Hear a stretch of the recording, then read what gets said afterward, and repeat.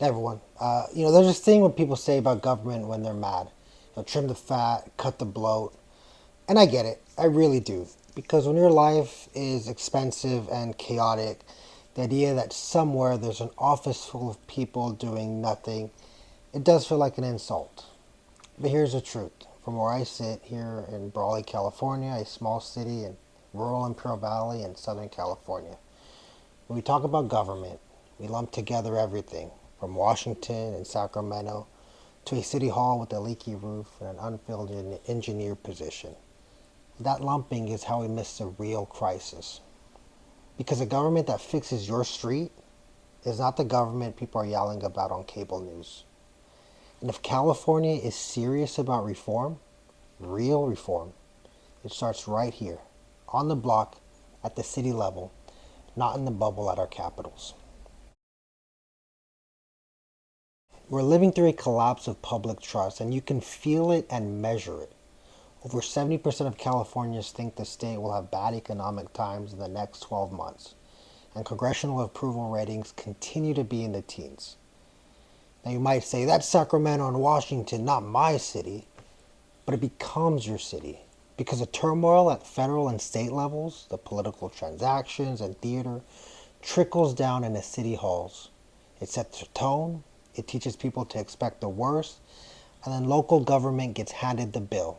Do more with less, solve bigger problems with smaller teams, and somehow rebuild trust while you're at it.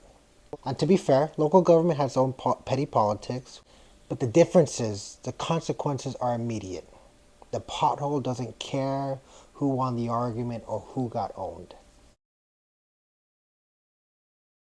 And here's a fact most people don't hear enough.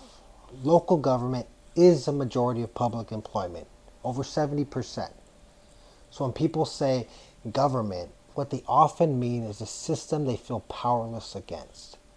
But what they bash, or end up bashing, is a system that actually keeps a community running.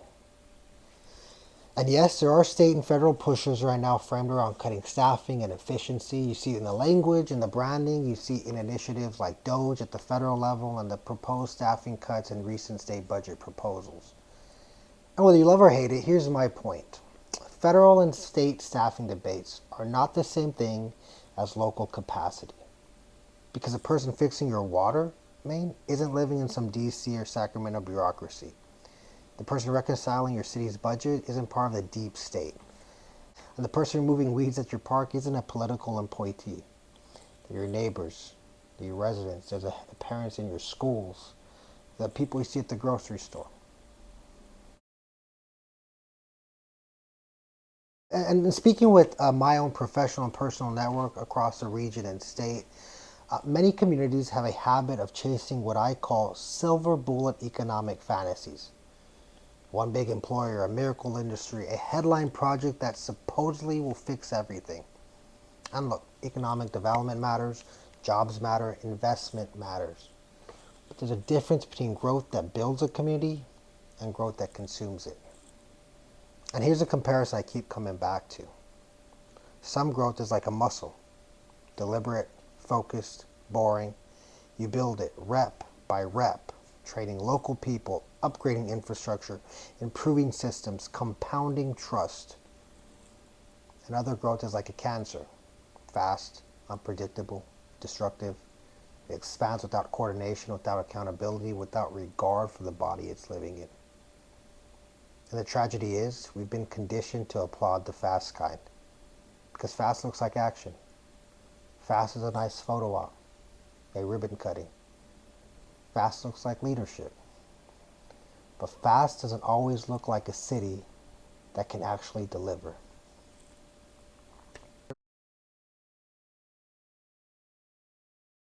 So what does reform look like if it starts local? It looks like a shift away from outside saviors and towards building from within. It means treating government like an institution with talent pipelines, not just a place you recruit into when you're in need. I'll say this plainly. Cities have made it too normal to import leadership while we underinvest in the people already here. We fly in the expert, contract with the consultant, and then we act surprised when the culture doesn't change. Culture doesn't change because you brought in a shiny new thing. Culture changes because you grow the people who already belong to the place. That means clearer career ladders, cross training, succession planning that isn't just a binder on a shelf, and a real commitment to the people who have been holding the line. It also means telling the truth about what local government work actually is. It's not glamorous, it's often thankless, you won't get rich, but it's the foundation of the place we live and are building together. If we want to rebuild local capacity, we have to widen the doorway. Reform means local governments actively modernizing hiring, skill-based screening where it makes sense, apprenticeship pathways where degrees aren't necessary, and yes, fair chance hiring that recognizes our own people are bigger than their worst moment. Because when we talk about being a community, we can't mean only for those people with the perfect resume and paperwork. Community means if someone is trying to come back, to contribute, to redeem themselves, we build ramps, not walls. And I say that as someone who, my own past, hindered me from public sector employment until someone took a chance on me and gave me a second chance to become a public servant. In California, we talk a lot about partnerships with nonprofits and NGOs, especially around social justice and environmental groups. And that work matters. But if we're being honest, faith-based organizations and churches also hold communities together.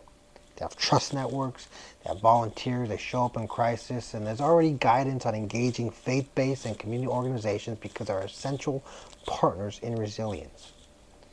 And historically, churches have played a role in organizing and support from our state's farm workers movement, and today with their substance abuse programs where employment and housing are provided to those looking for a second chance at life. And so my stance is simple. All means all. If we're serious about rebuilding a community, we work with everyone who is doing the work.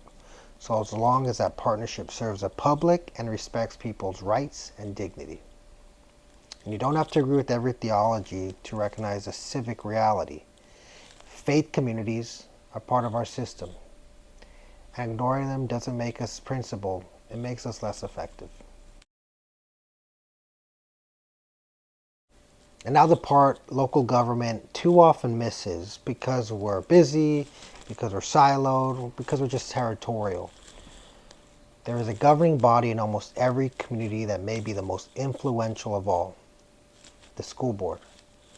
School districts oversee massive budgets, huge workforces, and daily relationships with families. Schools are not just education, they're community infrastructure. The numbers alone make sense, with many school districts having bigger budgets than the cities they're actually in. So reform means bringing schools into the fold. They have the funds, they have the data, they have access to families. They're literally connected to future residents and workforce of the community. And if a city is trying to build any sort of initiative but isn't coordinating with the schools, that's not strategy. That's a blind spot. Now let's talk about money, because money matters. In California, the federal government loves grants, but too many grant programs are designed like this. Prove you deserve help by spending money you don't have. Match requirements, upfront capital, reimbursement structures, they quietly favor places with larger budgets and big administrative teams. It's been documented how match requirements can block rural and low capacity communities from accessing funding, especially when local match has to be raised up front. And even in federal models that work better, research points out that lower match requirements for distressed places help unlock investments where it's needed most. So here's a reform ask. If you want rural California and disadvantaged communities to succeed, you have to design grants that assume reality. Limited staff, limited cash, limited time. And that means more upfront funding, not just reimbursement. Lower or sliding scale match requirements. Technical assistance that doesn't require a consultant network to access.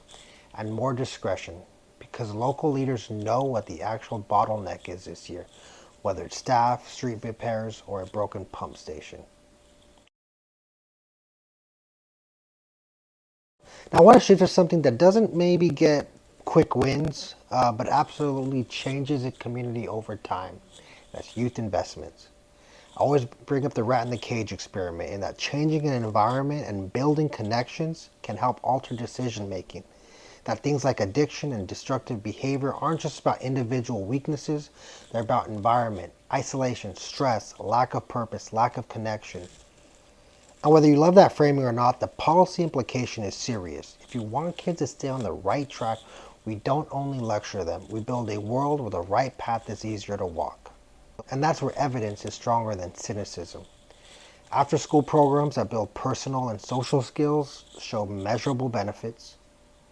Youth interventions have shown reduction in arrests. Even environmental design, which can oftentimes be boring, can reduce harm. Evidence has showed that improved street lighting reduced crime, and that randomized trials of vacant lot restoration and greening shows reduction in violence and improvements in neighborhood well-being. But this isn't new. This is a broken window theory we've been hearing about this whole time. So when I say the state should support measures that improve a city environment, I mean it literally. Light the streets, clean the air, fund the youth center, pay the coaches, support the mentors, keep our parks alive. Now, I need to say something clearly, because people hear prevention and automatically they think that means no consequence. That's not what I'm saying, not even close. Prevention means we build conditions that reduce the odds that kids end up in the worst outcomes. But community safety also requires real enforcement and real accountability, especially when someone is unwilling to behave and is putting other kids in the community at risk. And that's where coordination matters. We need police departments and probation departments working together more tightly, sharing information appropriately, aligning on intervention plans, and making sure there are swift, consistent consequences when lines are crossed. Because the safety of other children matters, the safety of staff matters, and the safety of our neighborhoods matter. And we should be honest, some young people need support, need structure, and opportunity. And some need boundaries, supervision, and consequences. Most need both at different times. The goal isn't softness, the goal is stability. Now, some of these initiatives won't give us results that fit into a 4-year election cycle, but it will pay dividends years from now when more kids who actually believe in a future and a city that belongs to them. Now, here's my version of California reform starting at the local level. Stop chasing silver bullets, build muscle, invest in local capacity, frontline workers are not bloat, modernize hiring, open doors, including fair chance pathways, treat school boards as core partners in community building, design grants for places without spare cash, fund youth and environment like you actually want long-term safety, and work with all community pillars, including faith-based organizations, because all means all. None of this is glamorous, and that's the point. This is the boring work that makes a place function. The kind of work you only notice when it's missing. Now, California's next governor will be chosen this election cycle, this 2026. So here's my invitation to every candidate, no matter your party, no matter your branding. Come to Brawley, come to the Imperial Valley for a real conversation. We just had one come through and ride a horse through town meeting with families and children, and you may not agree with them, but I will say it was a great experience to ride through town and meet with our families and interact with our kids. But if riding a horse isn't your thing, I'd be more than happy to welcome you and actually help you do a few things. Maybe it means holding a meeting in an affordable housing community room, or a senior center, or a school cafeteria. Or you can come sit with me at my parents' diner on a Sunday morning after church and talk with people who keep a town alive when the cameras aren't on. And don't just promise us a shiny future. Help us rebuild the basics: staffing, infrastructure, safety, youth, and public trust. Because if you can make government work here at the city level, where budgets are tight and people can't afford a broken system any longer, you can make it work anywhere. California reform starts at the local city level. Let's act like it.